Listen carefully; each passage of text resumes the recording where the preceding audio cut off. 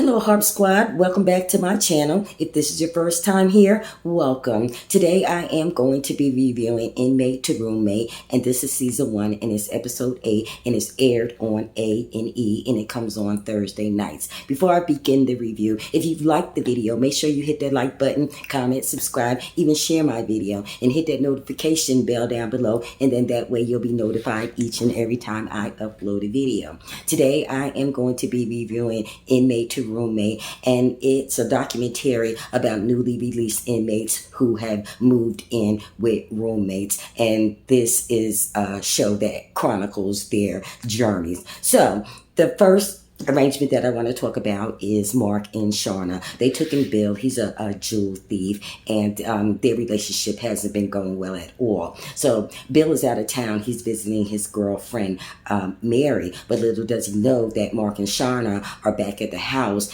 and they're planning to change the locks, and they are going through all of his things, and Shauna is showing her husband Mark text messages from Bill that basically said things like, you know, treat me like a man, you know, you're controlling, you know. He basically was just letting Mary know that he felt like they were nitpicking with him about everything, and he just was trying to tell him, you know, yo, relax. So anyway, Shauna tells her husband that she's not comfortable with Bill staying there anymore because he had made the allegation that, you know, whenever her husband went to work, that she was walking around with jeggings on and skimpy clothing, and that she didn't feel comfortable, so now she wants him to leave. But see, that's not the thing. She feels rejected because Bill point blank told her, you know, stop lurking around my door when your husband goes to work, and I don't want you. Anyhow, this scene ends with Bill arriving at the door, and he's trying to put his key in the door, and they have changed their locks because the key doesn't work. So the next relationship that I want to talk about is Tiffany and Irene. If you remember, Irene was in prison for 4 years for credit card theft, identity theft, check fraud, things of that nature. So anyway, Tiffany was concerned where Ira was getting her money from because she had ordered $350 worth of bottle service when they had went to the club, and now she's going to get her nose pierced. She said that she's had her nose pierced about 10 times because she can't keep the hole open because she's been in and out of prison. But this is the thing. Getting your nose pierced costs money too, so Tiffany should have also questioned that as well. So anyway, moving forward. It's 4:30 in the morning. Tiffany's in bed. She has to get up and she has to go to work the next morning. And then Ari decides that she wants to walk in, you know, talking all loud, going all in the refrigerator, and just basically making a lot of noise. And Tiffany yelled out, you know, hey, you know, settle down. I have to go to work tomorrow. So anyway, Tiffany conveyed to us that Ari is an out of control drunk. Now, she lives with her, so she knows her best. But, you know, this is episode 7, and I've never really seen her, you know, more than a little bit tipsy. So, I mean, I really don't know how she gets down, but Tiffany describes her as an out of control drunk. So anyway, Tiffany told Ari that, you know, hey, we just gonna have to scratch this whole living arrangement because, you know, it ain't working. So anyway, Tiffany's gonna be on that midnight train to Georgia. You know, she's going back to her parents' home, and that's where she should have went in the first place, to live with her parents. So the next relationship that I want to review is, let's see, we're gonna do, who is it? We're going to do Kyle and Sandra. They have Nick living in their home. Remember, Nick was the one that went to prison for 2.5 years for illegal distribution of drugs. So, and he's bought a Range Rover. He's had a girl come over their house and spend the night, which, you know, they weren't okay with. So, anyway, Kyle and Sandra, they're at this old dusty axe throwing venue, and they're discussing whether or not, they should continue with the arrangement with Nick. But see, here's the thing.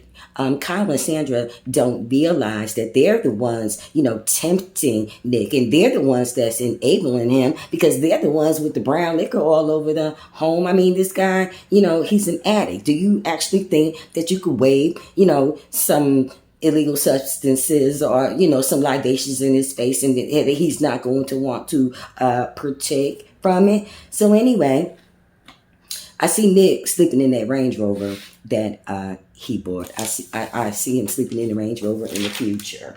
So the last relationship that I want to review with you is Darquavian and Dr. Henry. The last couple of episodes, I've been calling Dr.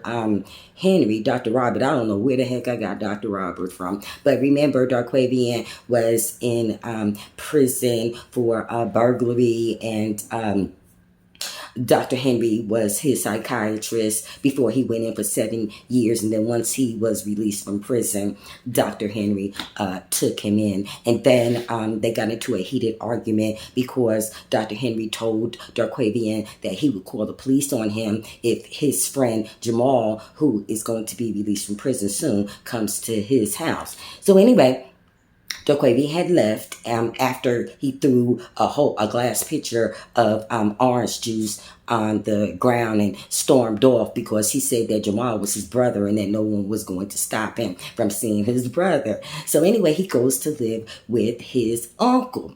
So anyway, he lets the production know that he's been couch surfing and that the relationship didn't work out between him and his uncle. So anyway, Dr. Henry and Darquavian are going to meet up and, have some lunch. And they meet up, and Dr. Henry notices that Darquavian isn't eating. So anyway,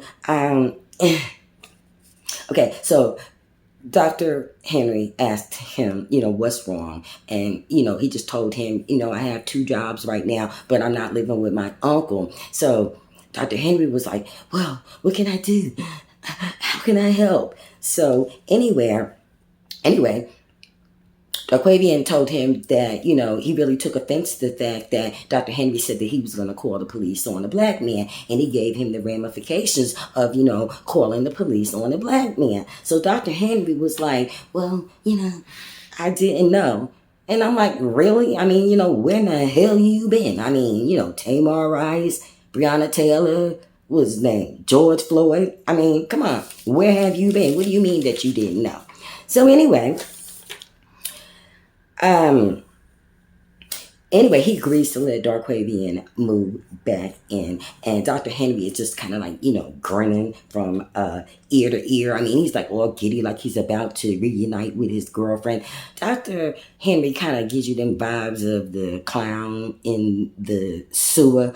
But anyways, we'll see how this relationship continues to develop. But as I said, we have 2 more episodes left. And I bet you by the end of this season, I bet you not now one of those relationships are going to still be intact. So anyway, that concludes my review of Inmate to Roommate. And it comes on A&E. It comes on Thursday nights. Go watch the show and then come back here, and then we can go ahead and have us a good old key.